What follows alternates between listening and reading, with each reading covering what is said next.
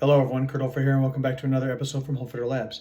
Today we're going to be continuing on with Fiore's manuscript and specifically in the dagger section that is now transitioning into the dagger that is facing against the sword. Now this portion of the manual is, for me, a huge part about understanding what it means to transition between arms. There had been a video I did before in regards to what I called setting up the workspace, which will be a part of this series. As long as we're doing dagger against sword, I'm going to put that link in there to that video so you can see it for yourself. This transitioning period right here between dagger and sword, I find is a very important piece to kind of think about when we are contending off with different lengths of arms against one another here. And in this portion of the manual itself, I personally think that you're talking about a close quarter situation right here that has required some sort of activation and presentation of arms to be able to contend with that. So before I get too deep into the weeds on this, let's get into it.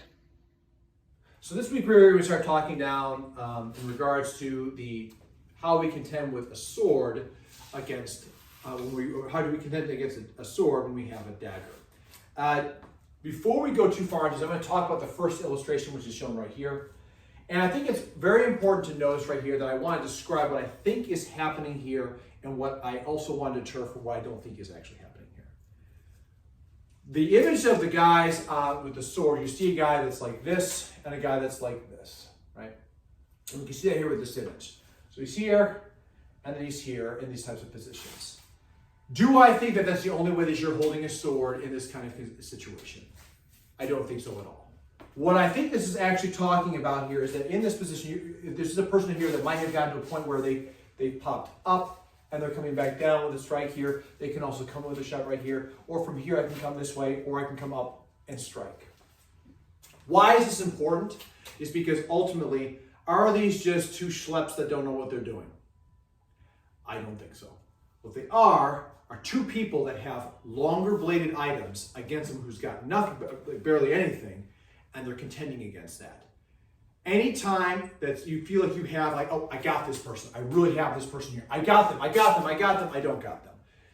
I think that's what Fiore is trying to illustrate in these images right here between those two positions. And that if you see someone coming like this right here with a sword, or like this right here, you have two options that are coming here at the basic thrust, or this right here. Some form or fashion is going to be coming across where those things kind of come into play. So I'm going to give this over to Mr. Connor. So the image of the guy with the dagger looks like this. So if he assumes one of those two positions, whether the low position or the high, it doesn't matter. So what is this guy doing right here? Is this is this the image that we're talking about? I don't believe so. And then the link to the description to this right here, you're going to see the dagger drawing concept that I was talking about before. I'm going to review that real fast here. And I'm going to talk about what I think is happening here because he says, I can parry as I turn to meet you, right? What I think is happening here, I'm not facing my target line like this. I have gone from the draw to here. This is what I think he is doing. And even though this is leather, it actually works better with a scabbard because I don't have like this ball here whipping on. It doesn't have all this kind of weird stuff. It goes with and it pops across. And even just by doing that right there, you notice how I'm going here. So if he's in a position that's going this way, it could be if I'm squared up. First, I'm coming like this. This is what I think is happening right here, and this is what I think he's illustrating. It's not offline. I'm not on my back to him. My right shoulder is forward. It is matching along with his left. My left shoulder is back. It is matched up with his right. So essentially, if I give a stable turn, I'm still squared to the target, but what's happening right here is I've given myself structure to be able to defend in this area here as much as possible with a knife, with the dagger. It also is a concept of I have given myself the most amount of power to be able to meet against something that's coming down with a lot more force potentially towards my area. So in making this position, it's not that I'm walking around, again, poor Skyrim. I'm not walking around like this, or in this case, I'm not walking around the world like this. That's not what's happening here. It's like a draw. It is, I produced a weapon to contend with somebody here who's got a different situation. So in this concept right here, I get approached by this, it becomes this. And now from this position, I have immediate action.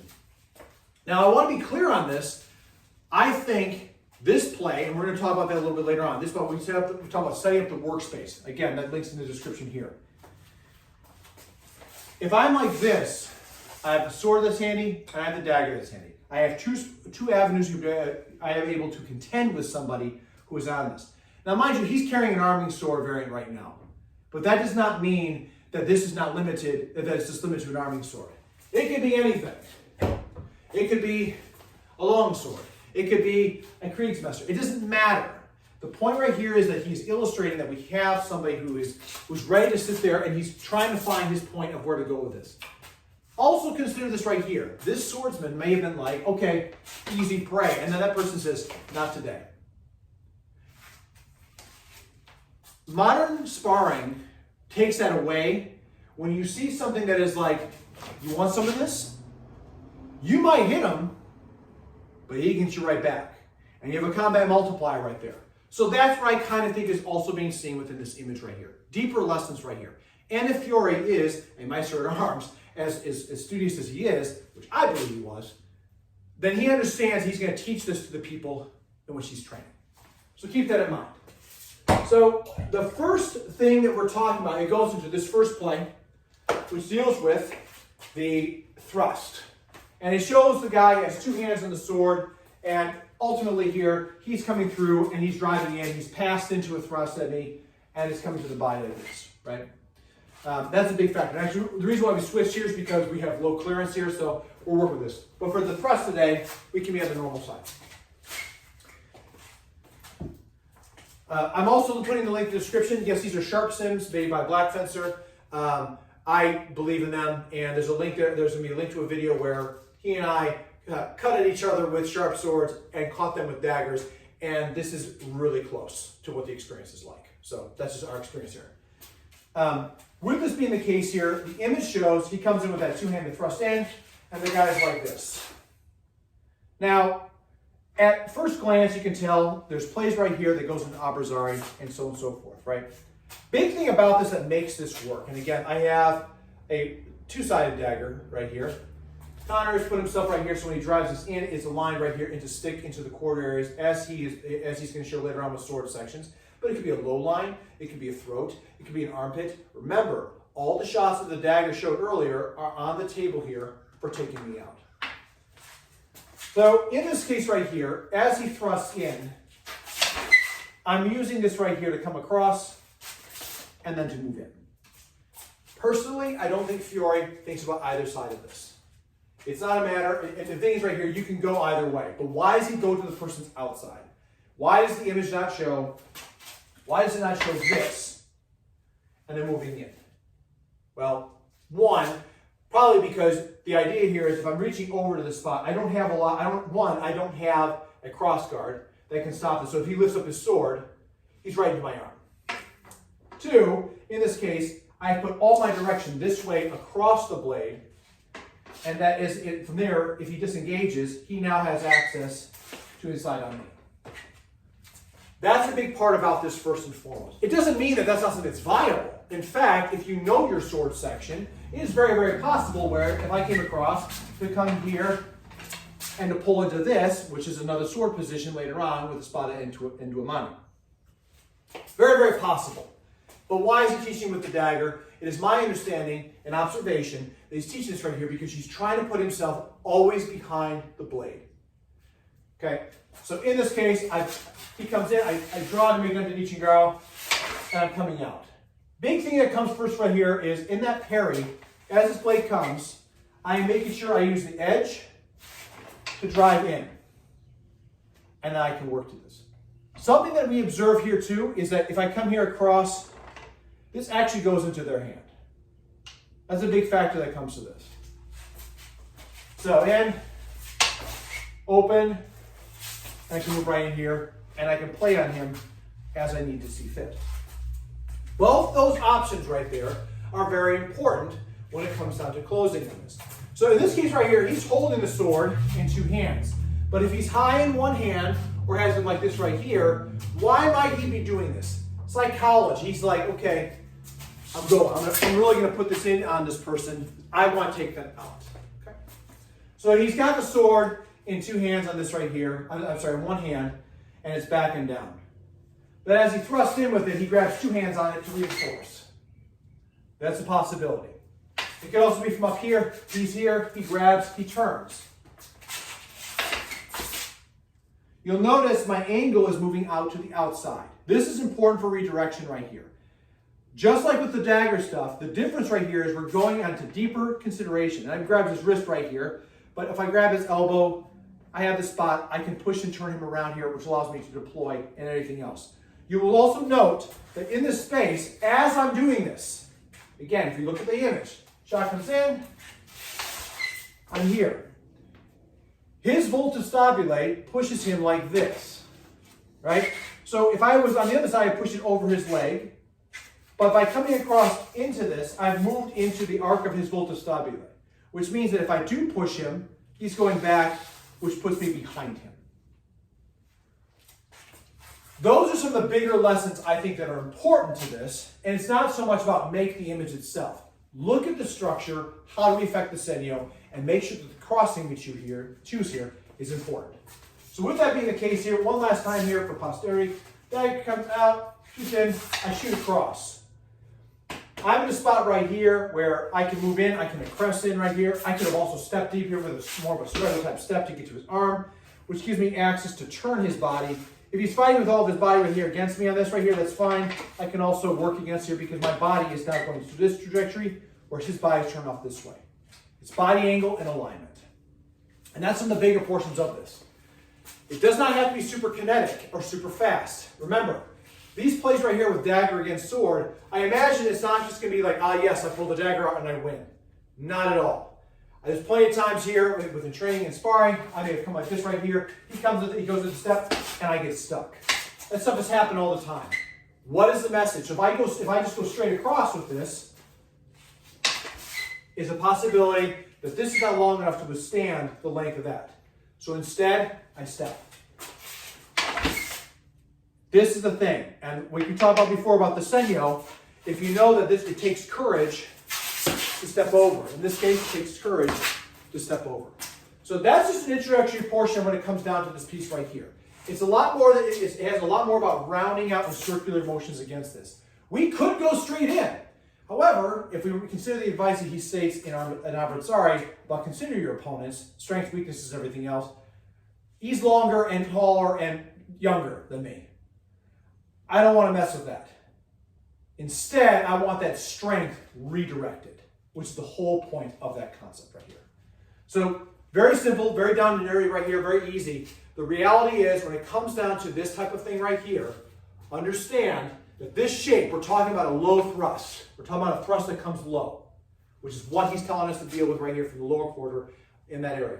It's a low area right here. So his target area, in my opinion, is anywhere from the diaphragm to the groin, which is essentially what the point line is within the spot, within the blows of the sword. We'll talk more about that here in future videos. But that's conclude what we got here for this introductory portion of it all. Again, please note that this is all about the rotational portion that comes out and how we create different kind of contexts and vectors on this. So you can see with the video that, again, the transition between a dagger against a sword and how we might make that shape in consideration really comes into play with how we deploy arms. Now, I don't have the evidence on this or the information. I really hope that people out there may have more information on it than I do. But I start to wonder if, the carrying of the dagger on the right side, is that something that was prevalent between the knightly class and therefore basically sounds like something that was more along the lines of hey, they had to do this for themselves because that was a custom of etiquette that's expected of being a knight, or in that, those who would bear arms.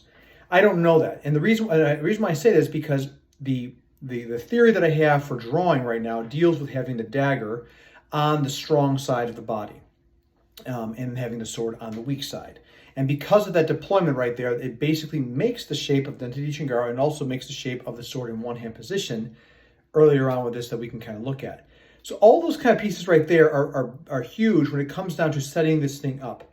Now remember in the manuscript it talks about how I can I'm able to parry with a turn of the dagger, being able to turn and step across to the other side. We saw a little bit about how that was done here today. And again, we utilize sharp sims in our practice right here because the fact is we find that it's very similar to what happens with a sharp dagger and with a sharp sword.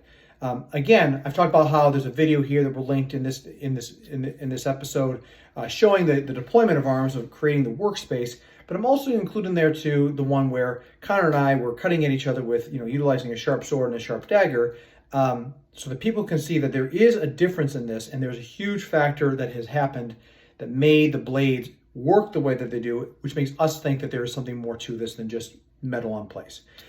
So all that right there kind of goes into contingents of it all. This kind of movement of dagger also is that with having a shorter arm, you are essentially in a stronger position against something that can reach you faster. It doesn't mean that that sword is useless or weak in any stretch of the imagination. It just means that the sword has got a lot more extension to it than the dagger does, which therefore it means I can control and contend a lot quicker on an opponent that's coming in. As we continue down this area right here of the dagger against the sword, please keep in mind that it is my opinion that these plays right here are all interconnected because the shape of how the person is in crossing will turn into, again, how we make different, how we can shift around between those plays in there, but also what we see within dagger sections. In fact, I would actually say that the sword in one hand, the big thing about the sword in one hand is that it essentially is a way of us learning. We've learned how to do the strikes of the dagger, and therefore we know the strikes of the sword. So because we can cover and create different situations right here, that long portion of the handle with the pommel essentially becomes a very similar concept that we see within earlier dagger sections if we can make those crossings against it. Big things right there to consider as we move forward with it all. Again, there's lots of stuff right here, especially when it comes down to understanding how the dagger against the sword deploy. And also, I believe it also gives us insight to what Fiore's 4 concepts with the sword are, which is going to be they can strike, they can cover, they can bind, and they can break when it talks about the sword itself at crossings. And where that crossing is, it could be against sword, it could be different areas of the sword, or it could be against the body itself. So keep that in mind here as we're starting to see how metal works with each other right here, as well as other parts of the art itself. So with that being the case here, that's going to wrap up this video here. Thank you so much for turning in. I really appreciate you stopping by here, dear viewers. If you're new to the channel, please consider liking and subscribing, share with a friend. Love to grow this channel even further than what it already is, and that's not possible without viewers like you. If you've already been one of my viewers for a while, thank you so much for tuning in. As always, please take a look at those other videos that are out there, and maybe share those with the friends too. There's a lot of really interesting stuff that we see when it comes down to sharp work that is different than what we have in other capacities. And we can't look at it as just trying to touch the person. We have to talk about the mechanics of striking to and through, which is what our mechanism is when we do those types of videos. We're not trying to touch the person. We're trying to simulate if someone's cutting through, which is a different type of force vector that goes into things, which does create a different kind of stick when it comes to the sword. So again, thank you so much for tuning in, everybody. And as always, please stay safe out there, train well, and fight on. I'll see you all soon.